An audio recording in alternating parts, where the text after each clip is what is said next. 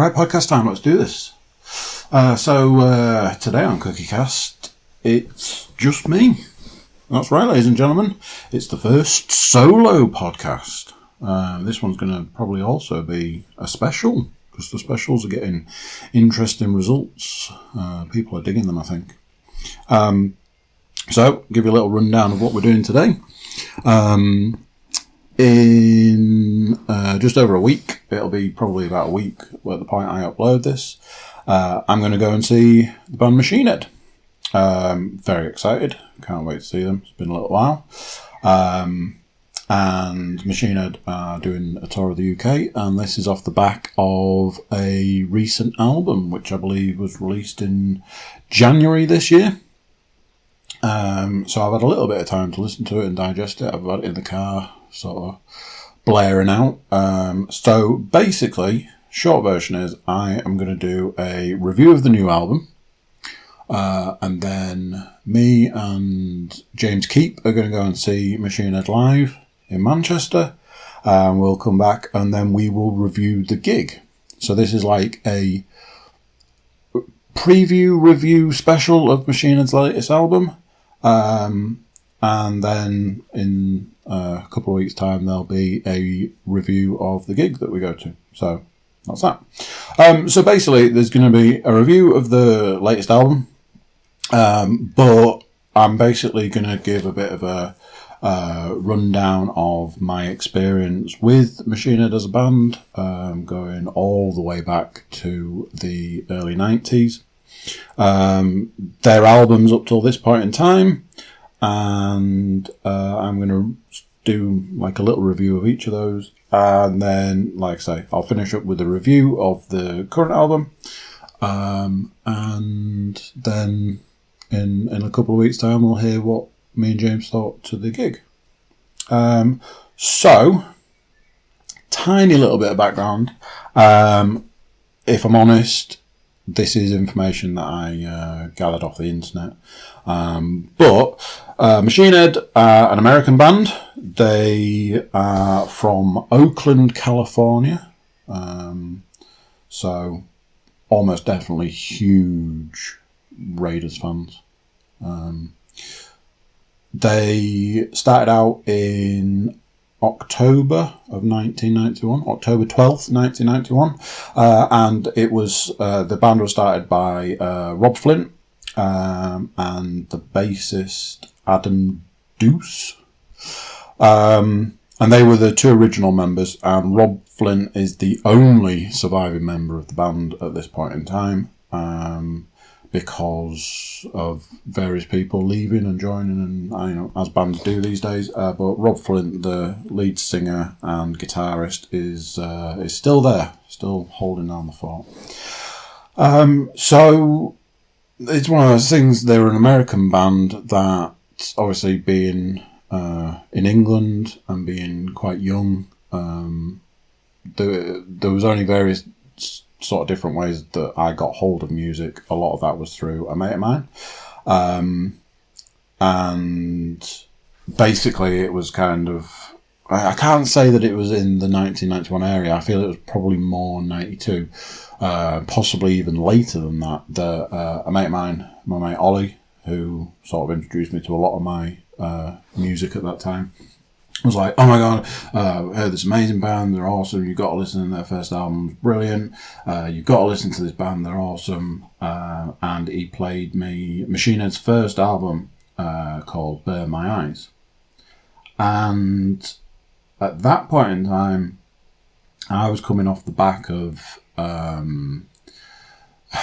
suppose it was like hard rock, and this was at the start of the 90s metal craze. I will talk about what that metal craze became known as, but it's something that I struggle with, so I'll come to that later. So I was coming off the back of hard rock, you know, your Guns N' Roses, your Aerosmith, stuff like this, and I was being presented with heavy metal, which was awesome, but initially some of it was a little bit intense. And if I'm honest, listening to Machine Head, their first album, which is brutal, It took a little bit of getting used to, if I'm honest. It was kind of slow going for me. It was like I didn't know what I was hearing, and I didn't know this type of music so well because it was new. It was a new form of music, very heavy, very brutal. That first album is just weirdly not that long ago. I actually listened to that album again, and very loud, and it's one that will, given the chance, it'll shake your teeth loose if you listen to it at the right volume. It's a brutal album. If anybody who is listening to this hasn't heard it, as it is their first album and it still stands up today, do give it a listen. It's heavy. It's brutal. So as time went on, I sort of adjusted, but initially I really struggled with listening to that album the first few times because, for want of a better way of putting it, it was almost like it was too heavy for me. It was like, whoa, this is brutal. But it had some great. I've said for years that there was two guys in the metal scene at that time, Rob Flint and Max Cavalera, who really did sort of define the raw, and I don't mean like raw as in raw saw. I mean raw as in that kind of singing and really sort of I mean Max Cavalera like Sepultura, and then went on to do Soulfly, and that music's just like that. Singing is a particular style, and him and Rob Flint just really nailed that music, and they were known for that. So Machine Head, from that time, from reading on the internet, and something I found quite interesting is that Machine Head were massive in Europe before they were big in America, which strikes me as a really interesting thing. But, cool for us, sort of thing. One of the things that really stood out at that time was, we were reading like Krang magazine and Metal Hammer and stuff, just trying to get as much information as we could about music at that time. The music that we wanted to listen to, the music we were into. The guitarist for Machine Head at that time was a guy called Logan Madder, and he had the most amazing tattoo. He had his entire chest tattooed, and I think it had its name, and it was like the melting rib cage, and it looked like whatever was like inside his rib cage was like tearing its way through, and like the skin was like melting away and stuff, and it was awesome. I still talk about that tattoo now.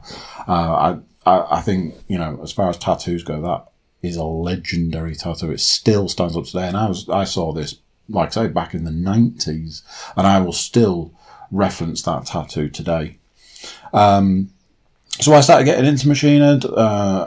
It took me a while. It was, like I've said, it was tough going for me because I was just getting into this form of music. Around about the time Machine Head, Sepultura, Fear Factory were a great band, but it did take me a little bit of time to sort of find the groove with these bands. I remember I've got a couple of Machine Head stories, and then I've got a couple of other Machine Head stories. So we had a dress down day at school, which were in those days few and far between. I believe it's a more common thing now, but a dress down day, and it's that one opportunity as a teenager to really show everyone else who you really are when you're not dressed in your uniform. And it was this huge thing, which pair of jeans do you wear, and which, what do your trainers look like, and a big thing was, what t-shirt are you going to wear? And I don't actually remember what t-shirt I wore that day, but I do remember that I'd been sort of asking my mate Ollie. I was like, he had all these sort of long sleeve t-shirts that they were great because they had a front print and a back print and print on the sleeves, and it was just like, oh man, they were great. They were the coveted kind of t-shirt at that time. And he had a couple of Machine Head t-shirts, and he was like, oh, I think I'm going to wear this one. And I was like, oh, can I wear the other one? He was like, yeah, sure, And I'm pretty sure the one that I wore had one of the slogans from a song on Machine Head's first album, which is just, there's a point where the song pauses and Rob Flint just screams, "Let freedom ring with a shotgun blast." And that was the back print of this long sleeve top. And it was just like, yeah, walking around school wearing that, I was going to be the coolest guy there. At the time, that's what I thought. And I think looking back, I was like, oh man, can you believe thinking that as a child? But then sitting here now, I'm like, no, that is freaking awesome to be able to wear that in school. And nobody said anything because it was dress down day and you could wear what you want. So no, I fully expected a teacher to be like, oh, you can't wear that. No, nothing. We walked around all day wearing these tops and it was great. And it really showed who we were, supposedly. So that was one of the times that, one of my Machine Head stories. Another one was, and this is quite a painful story. Me and Ollie got tickets to go and see Machine Head. We were teenagers, I think we were about 15, 16, one of those times where we were actually being allowed to go to a gig on our own. Heavy metal is synonymous with the belief that you're going to go and you're going to die. Whereas anybody who's ever been to a heavy metal gig, everyone's there for the same reason. They are there because they love that music and they just want to have a good time. And don't get me wrong, I've seen some fairly brutal things at a series of gigs, but it's not, certainly not the sort I go to. It's not riots breaking out and things like that. It's just a big collection of people who love music and they're all there for the same reason and they want to have a good time. But it was a big thing for two 15, 16-year-olds to be allowed to go to a gig that was heavy metal on their own. We'd previously gone to gigs, but we needed parental company. I think they're chaperones these days, but, you was like, oh, just have to take a parent and stuff. So we had the tickets, we received the tickets, we had the t-shirts on, we had the attitude to go and do it. We jumped in my mum's car, super excited. I mean, we're teenagers going to see a band that we loved. And we were like, yeah, we're going to go see it. And I don't know how many people, who live in York, are listening to this, and how many people that live in York don't live in York are listening to this. However, bear in mind we set off from, for those of you who live in York, Fulford, and we managed to get to the Designer Outlet. So that is down the road from where we set off before my mum's car broke down. And that was the end of that journey. And we looked at the time and realised that even if we could have got a taxi at 6 o'clock on a Friday evening to get over to the station, to jump on a train, to get the hour-and-a-half journey across to Manchester, to get to the gig, we would have basically missed the majority of the gig. And it was soul-crushing to watch that happen, because we had to stay with the car, we had to be there to do that side of things, but all we wanted to do was get to that gig. Bearing in mind this was, 95, 96, the mobile phones were not, certainly not for teenagers at that point. It was a good few years before mobile phones were really around for people that didn't, it wasn't, businessmen had mobile phones, not 16-year-old kids. So we couldn't call anybody, we couldn't get someone to come and pick us up who would then take us to Manchester. It was over, and we had to live with that. And that is something that I still think about now, and I still have to deal with that soul-crushing memory of not making it to see that band. So that's another another Machine Head story there for you. So you've got Machine Head's first album, and it is phenomenal. I do think you should go and listen to it. Machine Head then released a second album, which is called The More Things Change. Now, if I'm honest, not my favourite Machine Head album. It's got some good tracks on it, but if I'm honest, it just never really stood out to me as their best or a good, or it's a good album, don't get me wrong, but it even then when it was released, I was like, it's okay. But I will say this, the track 10 Ton Hammer makes that entire album. That one track is enough for that entire album. It is brilliant. It's a brutal song. And again, if anybody who hasn't listened to Machine Head who wants to get into them, give the album a listen. More Things Change. It's a good album, but it's not my favourite, let's put it that way. But 10 Ton Hammer is a brilliant song.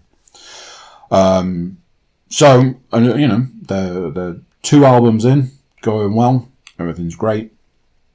A little bit further down the line, a few years later, I should have probably got the years of these releases, because like I say, I did go on the internet to get this information, so forgive me for not giving the exact years, but I'm trying to give more of a, this is my experience.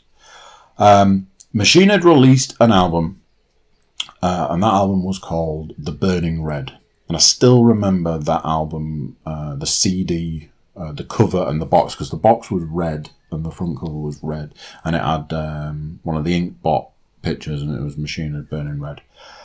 That album is out of this world. It's unworldly. It is an amazing album. It's like nothing we had ever heard up to that point in time. And if I'm honest, even since then, there's not really been anything like it. Machine Head certainly haven't done anything like it. It was just, I've often thought that words cannot truly describe that album because it's just amazing. Great album. Superb album. Again, you know, if you're listening to this and you haven't heard Machine Head, you know, that's a good album to listen to. Certainly one I would recommend. I must remember, because I've got another Machine Head story, but on my list of stuff it's starting to disappear, so I need to remember. Remind me to say Metallica. Not that you can do that. Burning Red came out. Again, memories of sitting in my mate Ollie's bedroom in the flat he lived in, which was just this massive house, and he had the top floor, and listening to the Burning Red album over and over and over, that and Korn's album Issues, and just not, there was a part of me that my brain couldn't compute the music that came off that album. It was just mind-blowing, absolutely mind-blowing, fantastic album. So again, a few years later, one thing you got to say for Machine Head, they do like to release music, which is always good for somebody who is a fan of their music. A few years later, they released an album called Supercharger. Now then, Supercharger was not very well received, to my knowledge. And an album that I struggled with, because it was, again, another example of Machine Head doing something different. And when you do something different as a band, you put a CD on for the first time, you expect what you're going to hear to be similar to what you've heard before. And when it isn't, it throws your brain for a bit of a loop, and you're like, well, what am I hearing here? What am I listening to? I don't know how to process this, because I had an expectation. And, you know, it certainly wasn't The Burning Red. But it certainly wasn't the albums that came before it. It was very light. It was, a lot of people refer to it as very commercial, which for a metal band at that time, not a thing. Not, you know, it wasn't about being commercial. Now I have this thing where there's certain albums I say to people, if an album gets mentioned, I'll be like, that's a great summer album. And I think what I mean by that is, if you're, you know, for me, one of my favourite things is being in the summer, getting the stereo on, getting the windows down in the car, stereo on, get that music turned right up, windows down, driving along.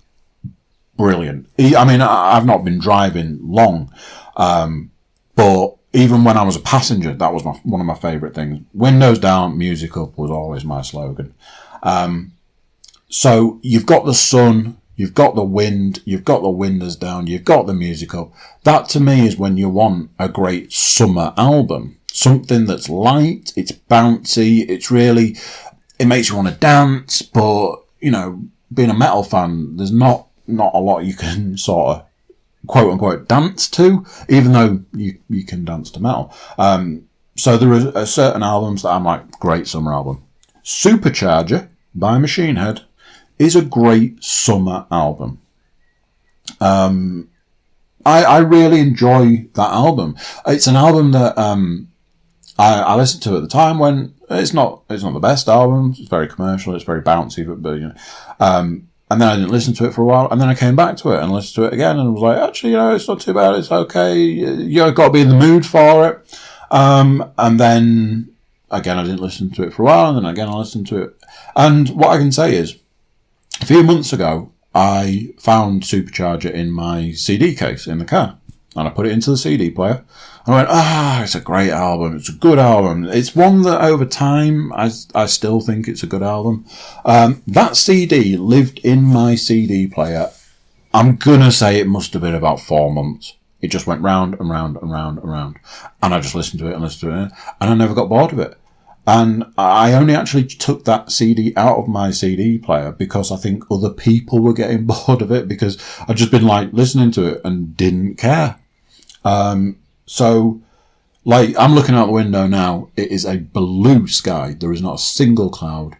The sun's out. It's a beautiful day. And all I can think, talking now about that album, is this is a great situation to put that album on. If you're having a barbecue, get Supercharger on. If you're going for a road trip in the summer, get Supercharger on. You'll thank me for it. It's a great album. It's a really good summer album.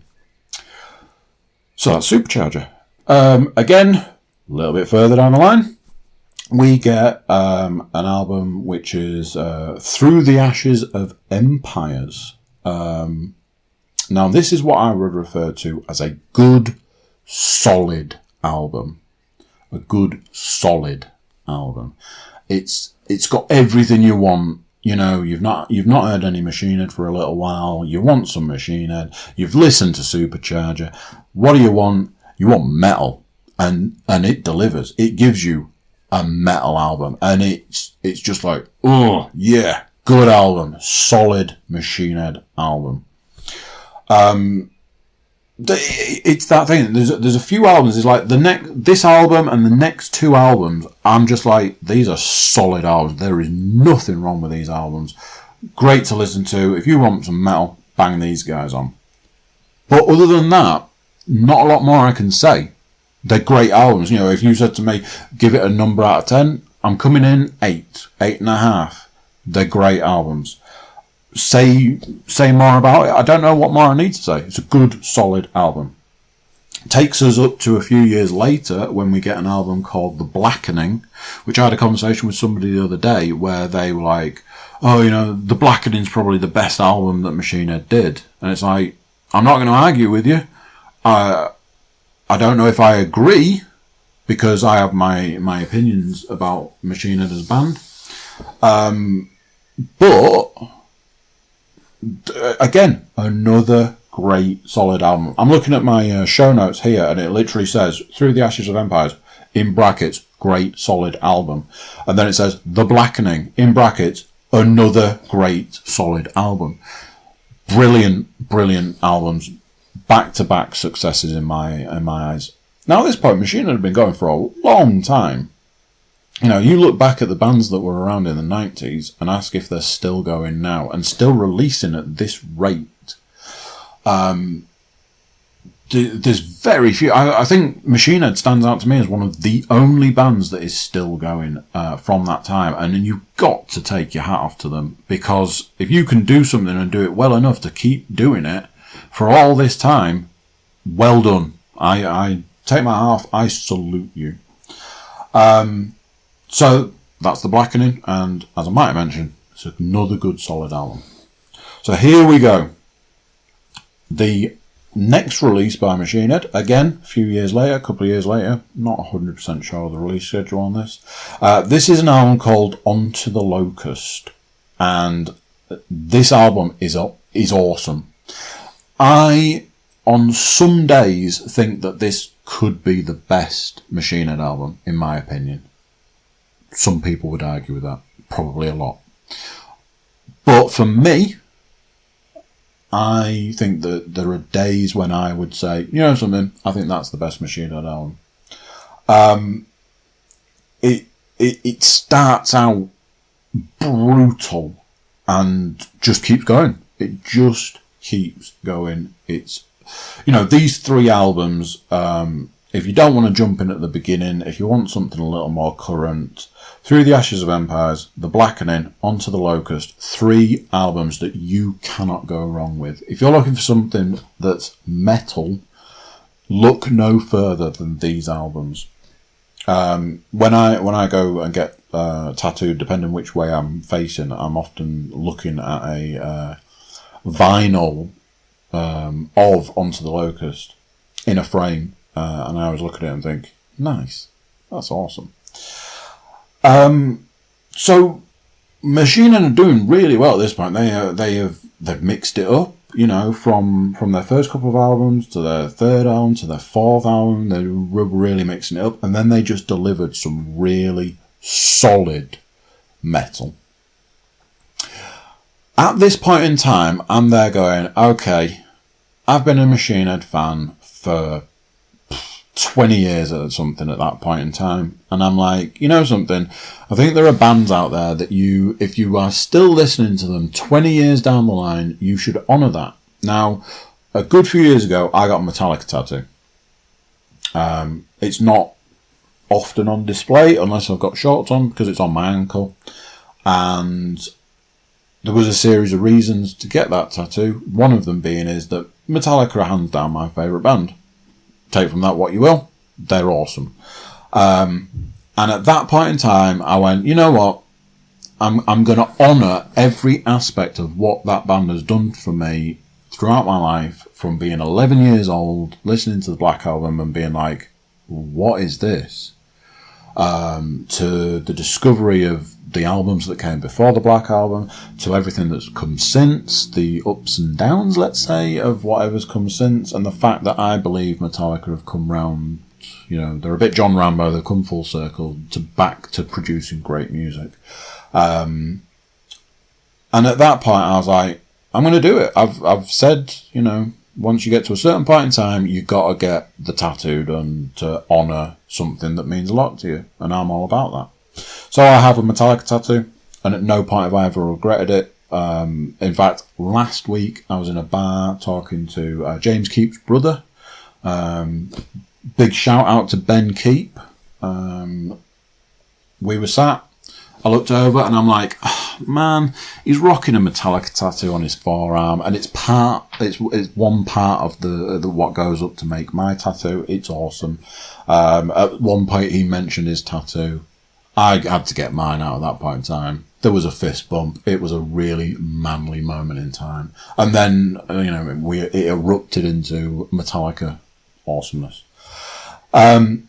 So, at this point in time, I'm like, you know what? I think I might get a Machine Head tattoo. Because, like I say, all the other bands had died off by this point.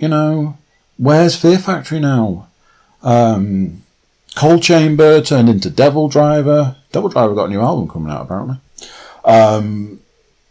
Your Korn, they just, they went a little off the rails, let's say.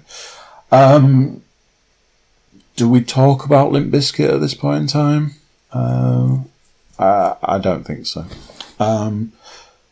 These bands that I loved died off, and the fact that Machine Head was still going and producing at that point in time, up to Onto the Locust, I was like, this band are just phenomenal, and I think it might be time to do the Machine Head tattoo.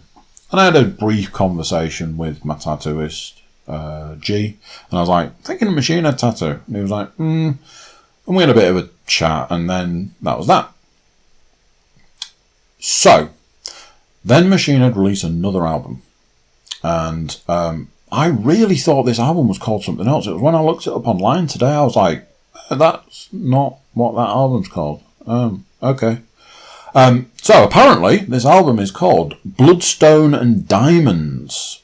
And I really, I remember at the time that there was something about pirates. I don't know if it was the front cover. I don't know if I'd read something that was saying that they'd gone for a pirate theme. I don't know. There was something about pirates. That's all I remember. So I'm like, ooh, new Machine Head album. Bring it to me. Let me listen to it. Which I did. And here's where the story takes a little turn, ladies and gentlemen. Ooh, I can do my Metallica story. Right, hold that thought. Bloodstone and Diamonds. I'll come back to it. So, I saw Machine Head. I finally saw them. So, how cool is this? Metallica coming to England to do the Death Magnetic tour, and I found out, who's supporting Metallica on the Death Magnetic tour? That's right, it's only Machine Head. And I was like, oh my god, I'm going to finally get to see Metallica again. Exceptional. Supported by Machine Head. This couldn't get any better. So tickets were purchased, as I'm sure you can imagine. It's not like I saw them twice in 2 days or anything. Oh no, that's right, yeah I did. Twice in 2 days, yeah. So, went to see Metallica, but double bonus, Machine Head support act. Unfortunately for me, unfortunately for Machine Head, I don't know who, but unfortunately, Machine Head are not an arena band, and Metallica are. Machine Head sound doesn't work in an arena. So Machine Head are like, I don't know how to describe it, like a mid-range. It's not like a small club, not like 200 people. We're talking more like, a few thousand people. Certainly not 30,000. They're not an arena band. They're a venue band, what I would call a venue band. You go to a place, it's big enough to get a few thousand people in, and they will blow the roof off that place. But you put them in an arena, and the point was, we just couldn't hear them. We couldn't hear the singing. We could barely hear the music. On one of the occasions, we were up in the nosebleeds. So it was even harder to hear them. And I was like, wow, great to hear you. But if I'm honest, guys, I'm not sure which song you're singing right now. So this is why when I go to see them in a couple of weeks, I'm off to, I think it's Manchester Apollo, which is a great venue. And I'm seeing, so that's the sort of venue you should see Machine Head in. It should be enclosed. It should be a few thousand people, and they will blow the roof off that place. Can't wait. Might have mentioned. So yeah, I finally got to see Machine Head, but it was disappointing. But then followed by Metallica, who were awesome. Okay, so right back to Bloodstone and Diamonds, the pirate album, as I refer it to. I can't lie to you. I can't lie. I really tried. With that album. I just couldn't get on with it. There was nothing redeeming about that album. I really struggled, and unfortunately, it falls into the category for me of it's unlistenable. Is that a word? I just found that I couldn't listen to it. I couldn't bring myself. I know, don't get me wrong, I really tried. I kept putting it on, getting to the end going, well, that was not good. And then I'd put it on again. Maybe I missed something. Maybe I listened to it wrong. Maybe my ears are broken. Maybe I'm too old. Give me something, guys. My excuses are running out here. That album is not a good album. So my recommendation, if you are not into Machine Head and you want to get into Machine Head, don't start with that album, because, it's not good. I listened to it a good few times. I gave it a break. I tried it again. The answer is no, I'm afraid. That's not a good album. And I'm sorry, because I know that going for, what was it, 1991, and we're 2018, well, that's a lot of years. And to still be producing music, to still get enough songs to release an album. I've got the creative ability of a tablespoon. I am not creative. I couldn't write one song if you gave me 1,000 years. let alone enough to produce 10 songs to put on an album, to release an album, to 2 years later do it again. I'm not criticising. I'm just, well, I am, but I'm just saying, I understand the difficulties that must come with having to produce something, to stay relevant, to keep churning out that music. But I couldn't do it. That album, I just couldn't. And in the end, I had to let it go. And I've not listened to it since. And sitting here now, I'm like, maybe I should listen to it again. Maybe I'll be putting an apology on this podcast going, hey guys, I listened to that album again and it's great. But don't hold your breath, because I don't think that's going to happen. So that is Bloodstone and Diamonds, and unfortunately, because of that, I never actually pursued the Machine Head tattoo.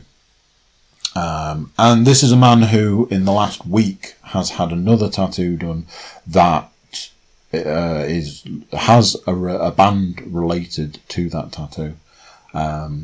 So it's not like I'm like, oh, I'm not getting any more band tattoos. I've had another one in the last week. So unfortunately, and this might sound fickle, I don't know, but that album stopped me getting that tattoo. And who knows, I might just get it at some point in time. Who knows? So that brings us up to current, and the current album. So I'll tell you the story. I'm in HMV, I'm looking through vinyl, turn to the metal section, first album I see. Oh my word, new Machine Head album. Didn't know this was a thing. Very excited, nearly bought it on vinyl, went, hang on a minute. I remember the last one, and the last one, if I bought that on vinyl, I'd be crying right now.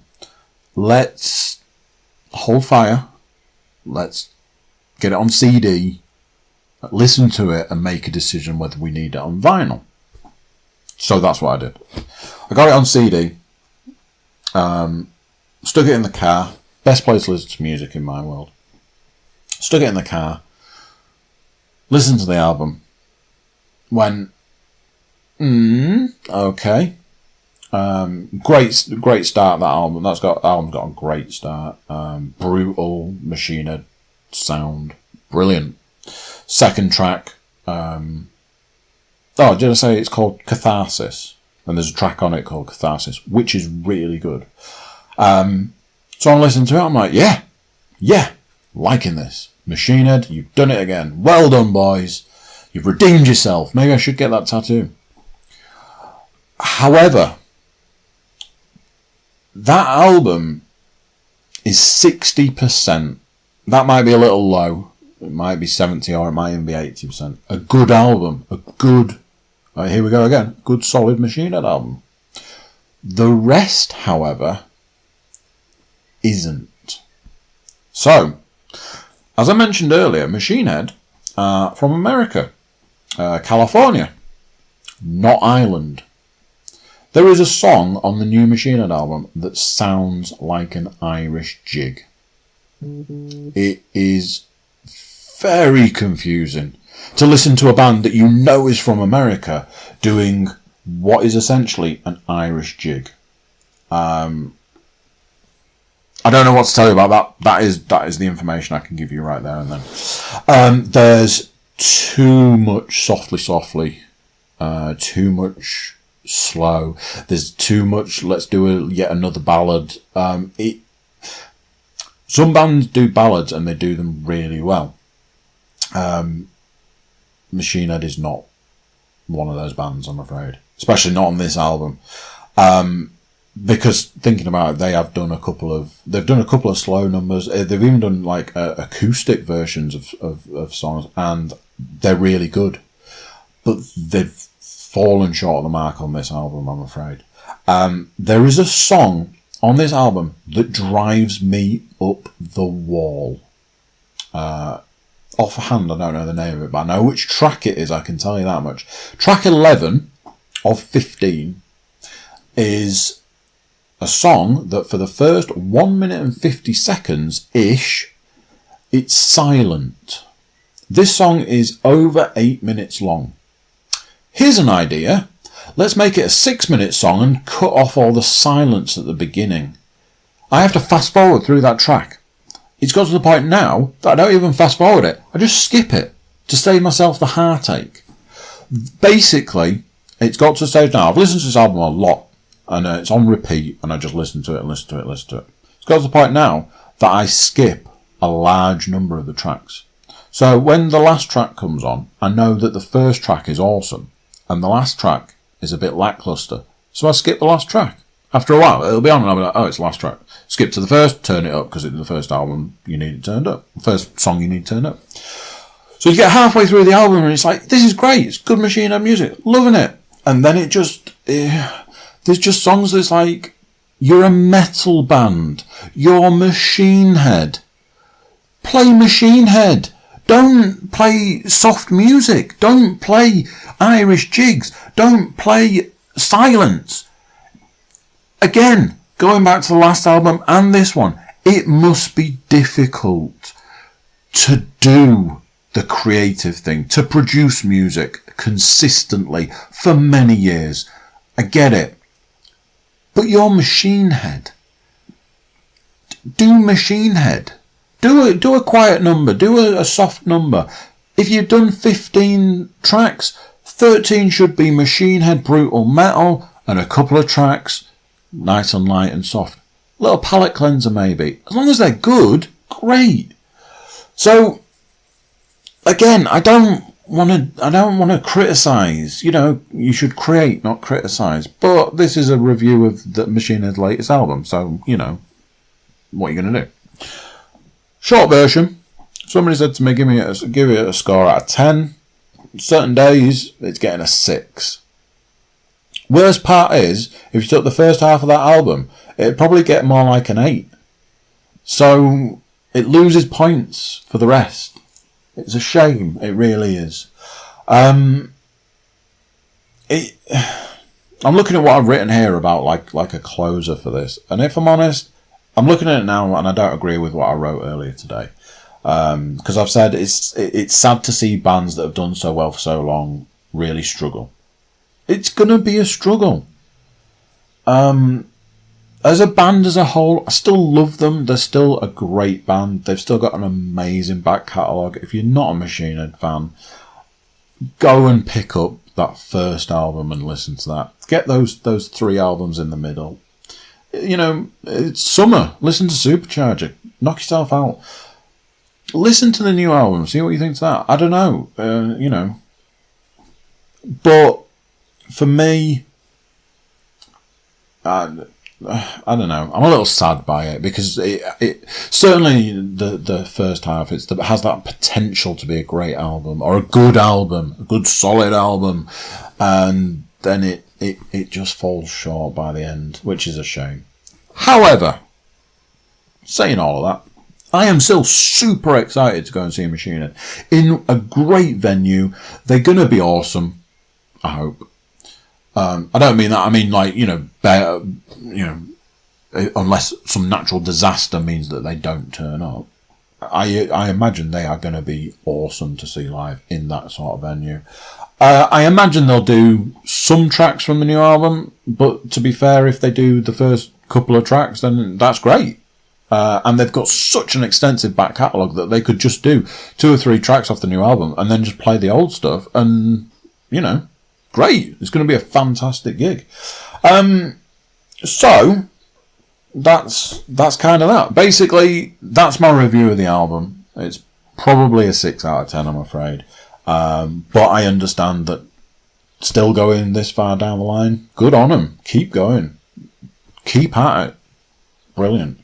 Like I say, I'm going to go, it'll be, by the time this is uploaded, it'll be a week.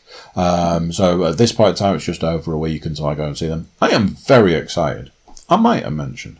And then after we've been, I think me and James are both going to do another podcast special where we review the gig. So yeah, that is my review of Machine Head's latest album, Catharsis. That is my story of Machine Head, me and Machine Head, and my life with Machine Head, whichever way you want to look at it. A little bit of their history, very small amount of their history, more about the music that they released. And yeah, hoping for a great gig. I hope you tune in to hear our review of that gig. So yeah, until then, I'm going to say bye-bye. There you go, ladies and gentlemen. What did you think to that one? Me on my own. Might do another one at some point. Don't know. Check out the website, cookiecast.com, and send us a little email or a tweet or Facebook or something. Tell us what we're doing well. Tell us what you like, what you don't like, what you want to see more of, what you want to see less of. So yeah, that's it for now.